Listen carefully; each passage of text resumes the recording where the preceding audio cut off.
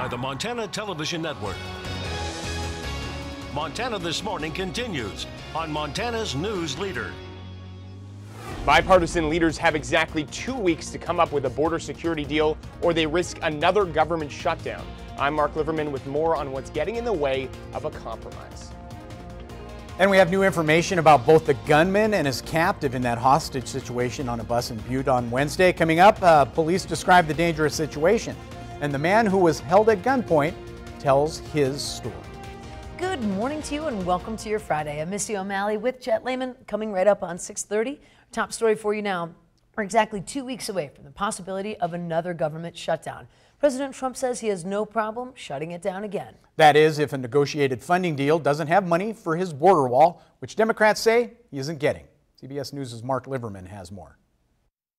I don't expect much coming out of the committee. The committee President Trump is referring to is the bipartisan one tasked with working out a border security deal. It is just 2 weeks to come up with some sort of compromise to avoid another partial government shutdown. But the president says if there is no wall, there's no deal. And if they don't have a wall, I don't even want to waste my time reading what they have, because it's a waste of time. But House Speaker Nancy Pelosi says that's not happening. There's not going to be any wall money in the legislation. Instead, Democrats have proposed more than $21 billion for border security and immigration enforcement. It would pay for things like more customs officers, drug detection, humanitarian aid, even fencing. Is there a place where enhanced fencing, Normandy fencing would work?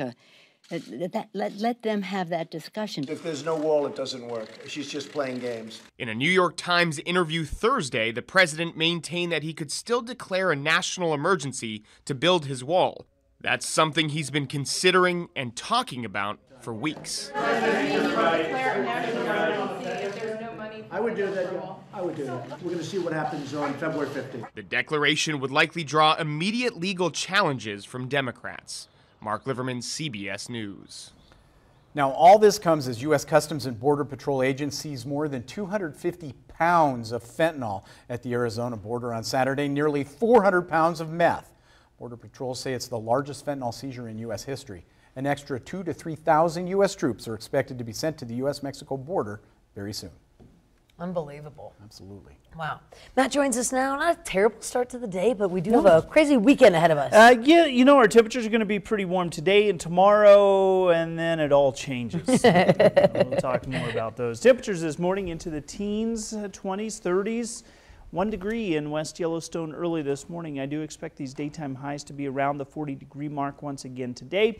Tomorrow's going to be fabulous as well, although we are going to add wind. We'll talk more about what you can expect over the next few days, including snow chances, all coming up in just a few minutes. Thank you, Matt. 6:32 now on this Friday. We have an update on a story we've been covering all week. Butte police have released details about Wednesday's 9-hour standoff and hostage situation on board a bus. MTN's John Amy tells us how police were able to end the tense standoff with an armed man who claimed he had a bomb. A 52-year-old man from Spokane, Washington, remains in custody in Butte after a 9-hour-long standoff with police Wednesday, where he's accused of hijacking a bus about 12:30 in the afternoon. The suspect, armed with a handgun, held a 45-year-old Butte man hostage on the bus for about 3 hours before the hostage managed to escape the gunman. It made for a tense standoff. Anytime you have a guy who's got a hostage, a firearm, he says he has explosives, that's a bad situation. This was an extremely challenging situation for police because the suspect's actions and demands were extremely irrational. He had a number of grievances with the society as a rule. He wanted to speak to Ryan Zinke at one time. He wanted to speak to the governor at one time. They felt that he was probably suffering some paranoia or some mental health issues. Police credit the fast actions of the bus driver, who after escaping from the bus, went around to the rear and disabled the engine so that the suspect could not drive away. He did a great job with disabling the bus and then helping us throughout the incident, so he's certainly one of the heroes of this whole thing. By the time the standoff reached its 9th hour, police found an opportunity to try to end it, so they shot tear gas into the bus.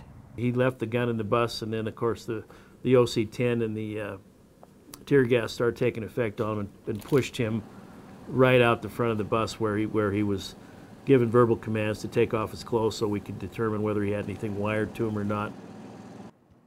Investigators found no evidence of a bomb and no injuries were reported in the incident.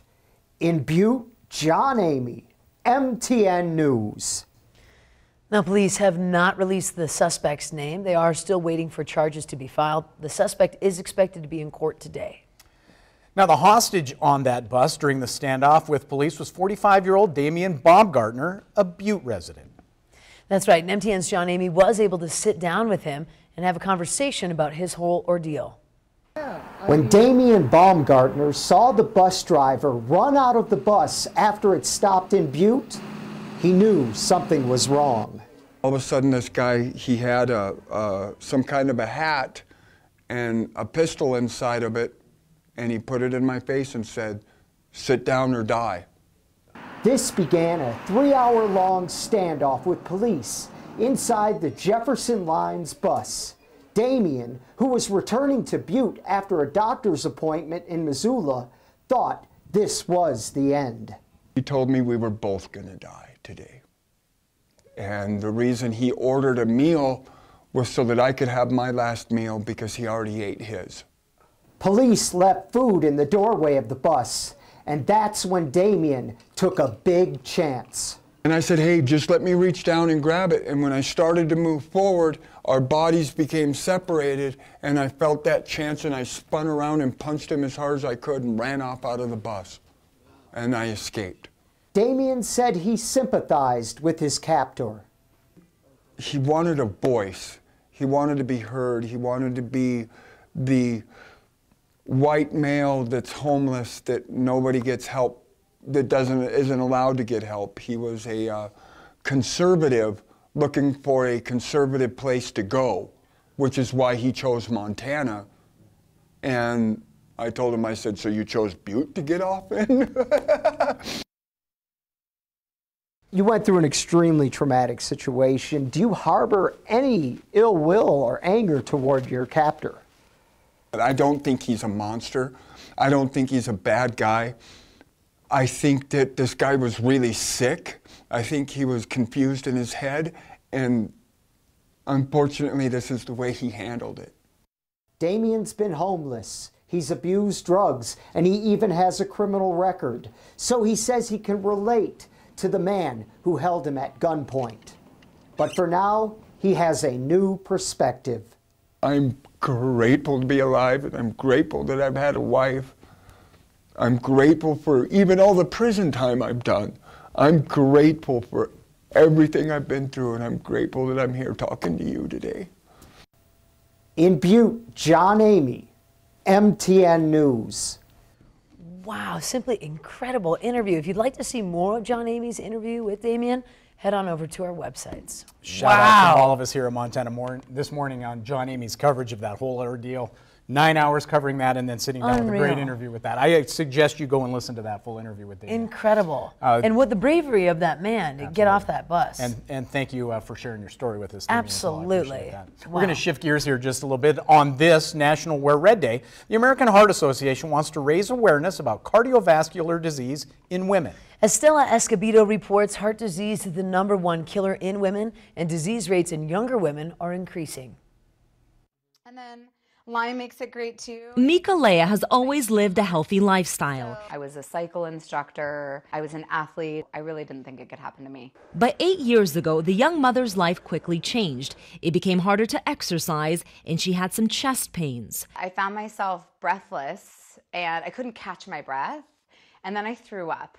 Turns out Mika, then just 33 years old, had a 98% blockage in her main artery and needed 3 stents. She had been experiencing symptoms for a year, but doctors blamed stress, even though she had family history of heart disease. For women less than 55 years old, there's actually been an increase in the incidence of heart disease. We're seeing risk factors like high blood pressure, obesity, diabetes, increasing the risk. The American Heart Association warns that symptoms can be different for women. Instead of a typical crushing chest pain, there can be shortness of breath, jaw pain, nausea, vomiting, even back pain. Dr. Suzanne Steinbaum at Mount Sinai Hospital says it's critical to know your risk factors. A woman's entire life is really what increases her risk. So we can go back to pregnancy and see preeclampsia or high blood pressure, gestational diabetes, or even high sugars.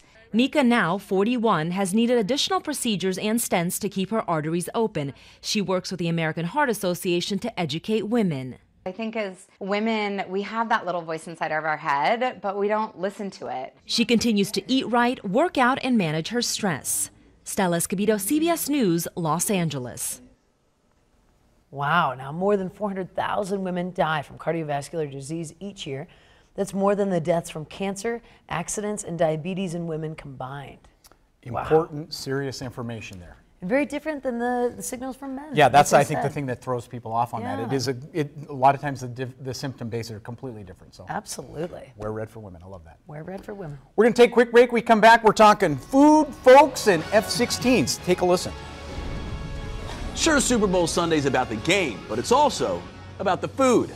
I'm Mo Lalengi in Atlanta with a look at the party scene and the tastes of Super Bowl Sunday. Good morning ahead on CBS this morning. The vast polar vortex is winding down. We'll look at the weekend warm-up that will thaw some areas with as much as an 80-degree swing. And we're just days away from kicking off Super Bowl 53. CBS Sports' James Brown will preview the Patriots and Rams matchup. Plus, hear from Maroon 5 frontman Adam Levine ahead of the band's halftime performance. Also, we'll give you a high-flying view of what it takes to pull off one of the most carefully choreographed displays of patriotism at the big game. See you with all that at 7.